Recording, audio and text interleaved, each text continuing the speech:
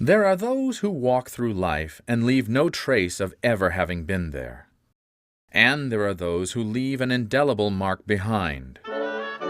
George Clinton was one of those who left an indelible mark. Nearly 2 centuries after his death, the footprint of George Clinton is forever stamped on the state of New York and the United States of America. The first governor of New York State and its longest serving, George Clinton set New York on the course to become the Empire State, this country's economic powerhouse. George Clinton was born July 26, 1739, on a farm in Little Britain, a small frontier settlement in the Hudson River Valley. His parents, Elizabeth Denniston and Charles Clinton, emigrated there from Ireland 10 years before.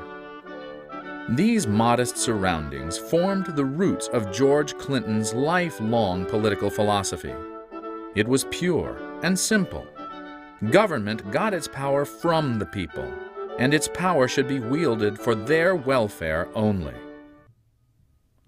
The young George Clinton followed his father's footsteps and became a land surveyor, then studied law and was admitted to the bar in 1764.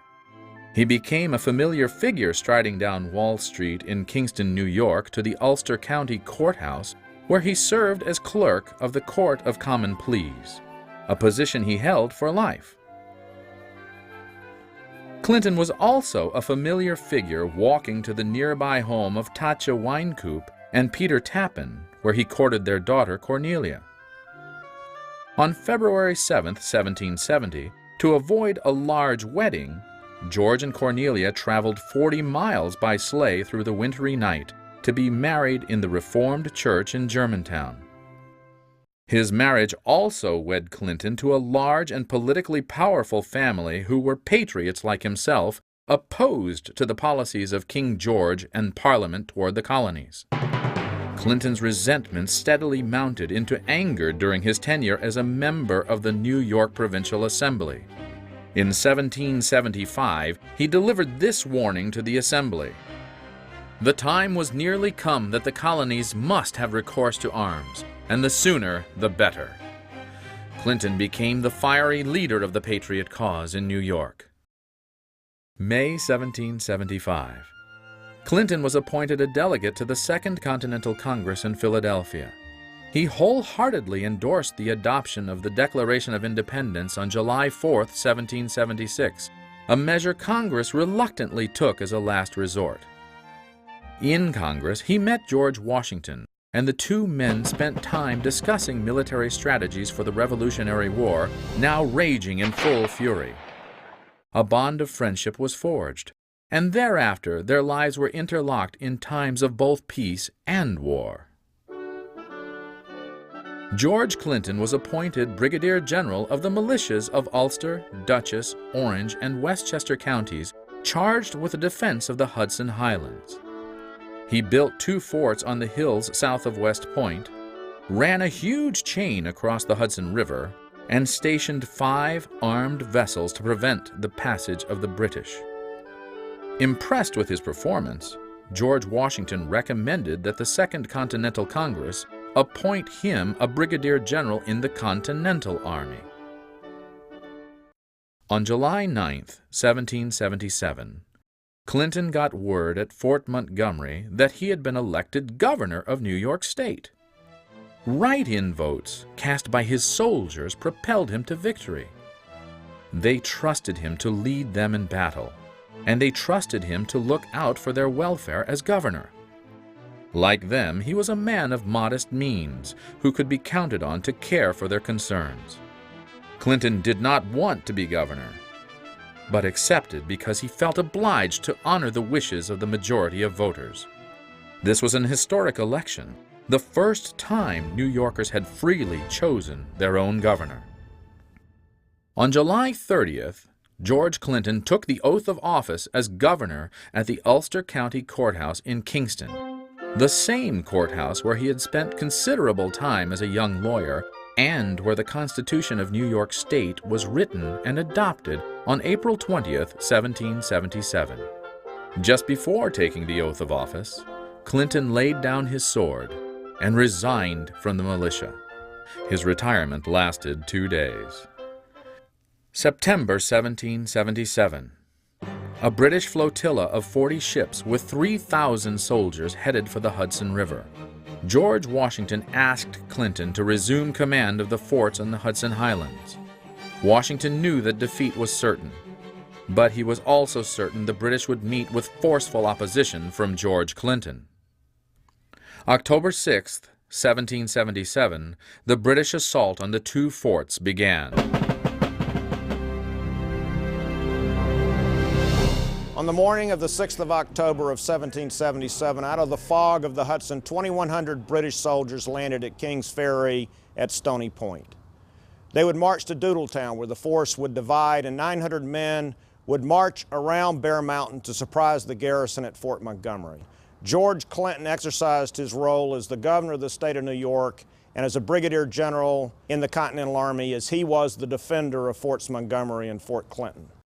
He had his brother James to help him by actually leading the fight at Fort Clinton. But by the end of the day, as both of the defenses collapsed, his brother James convinced him that he needed to flee so that the chief executive of New York would not be lost. He would clamber down the hill, get on a boat, and allow his men to row him to safety so he and his forces could fight another day. But this was a significant battle because it was part of the turning point campaign of the war, the campaign of Saratoga. The forces at Forts Montgomery and Fort Clinton gave their lives to buy time so that General Horatio Gates could defeat General Burgoyne's army in the battles at Saratoga.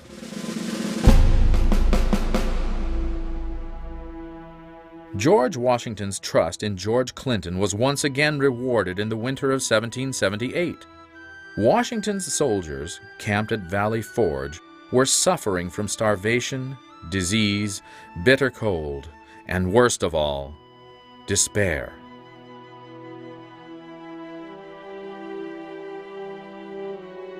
Washington sent Clinton an urgent message asking for help. Despite desperate conditions in New York, Clinton somehow got hold of 100 head of cattle and 150 barrels of salt pork and quickly got the supplies to Valley Forge, nearly 200 miles away. Clinton's action rescued Washington's army. When the war was over, it was George Clinton whom Washington chose to ride at his side as they triumphantly entered New York City on November 25, 1783.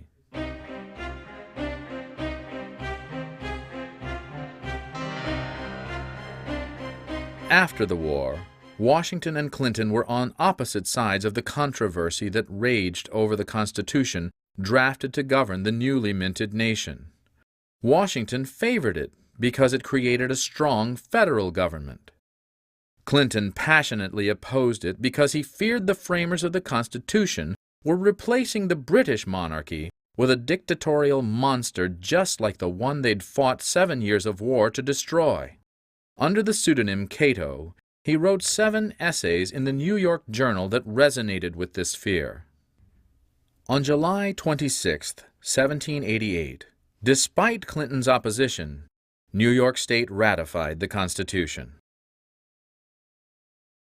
When the New York delegation met in Poughkeepsie, in Dutchess County, for the purpose of determining the issue of ratification of the United States Constitution, they were primarily concerned with the surrender of some measure of sovereignty to the federal government, which frightened them, and the fact that the Constitution as written did not contain a Bill of Rights. And by a Bill of Rights, they meant, and we understand today, to be a check against the power of the federal government. The Constitution, as drafted in Philadelphia, did not contain the freedoms that ultimately were enacted or promulgated in 1791, and they were promulgated in 1791 because the anti-federalists were so concerned that the federal government was one of unrestricted power that they saw to it that these amendments were ultimately going to be part of our American legacy. Now, George Clinton had a pivotal role in all of this because he, as head of the convention, represented the embodiment of the anti-federalist concerns, and he, as much as anyone, or perhaps more than anyone, was concerned about the absence of checks against this federal government. Clinton did not abandon his fight. He issued a clarion call to all the states to press Congress to add amendments protecting the rights of the states and the common man. 3 years later, he won the battle. December 15, 1791. 10 amendments were added to the Constitution. Known as the Bill of Rights, they are the guarantees of freedom for Clinton's common man. Washington distanced himself from those who disagreed with his Federalist view, but he never distanced himself from Clinton.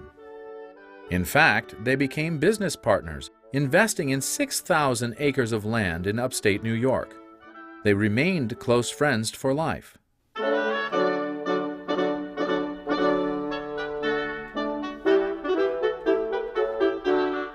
He was New York's first governor and one of the most distinguished governors, not only in New York, but probably anywhere in the country, ever. By the time the Revolutionary War was over, Clinton had served 2 terms as governor. He was elected to 4 more terms consecutively, and finally a 7th term in 1801. He served a total of 21 years, the longest of any governor in the history of New York State. Throughout his entire tenure, Clinton never forgot the small landholders and farmers like his family, his neighbors, and his soldiers. The policies he proposed always promoted the welfare of the common man and protected the values for which the American Revolution was fought. But the cost of freedom came with a high price tag. The war left Congress and the states nearly bankrupt. Clinton led New York out of the depths of depression. The cornerstone of his economic recovery plan was a tax on all goods coming into the port of New York. It was so successful, by 1787, foreign and domestic commerce in New York State surpassed pre-war levels. George Clinton began shaping New York into the Empire State, putting it on course to become the economic powerhouse of the country. Under Clinton, New York State expanded westward to Lake Erie. The visionary Clinton saw a system of connecting canals as key to New York's continued westward expansion, giving birth to the concept of the New York State Canal System. When George Washington sought his advice on how to best maintain a peacetime army after the Revolutionary War, Clinton, an innovative thinker, proposed the ROTC program still in use today. A firm believer in free education for everyone, George Clinton founded the public school system in New York State. For the first time, secondary schools were established that were free and open to everyone. In 1784, he established the University of the State of New York. At his urging, the legislature formed the Board of Regents to guard against the state overstepping its bounds in educational matters. State after state followed the model and standards set by New York State under Clinton's leadership.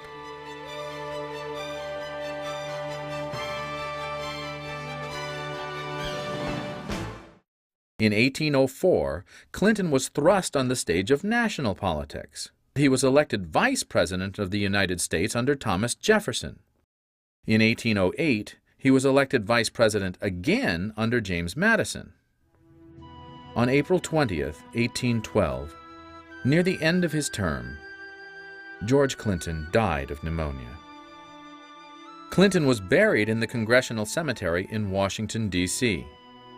One newspaper reported, "A greater number of people attended his funeral than had ever gathered before in Washington, D.C."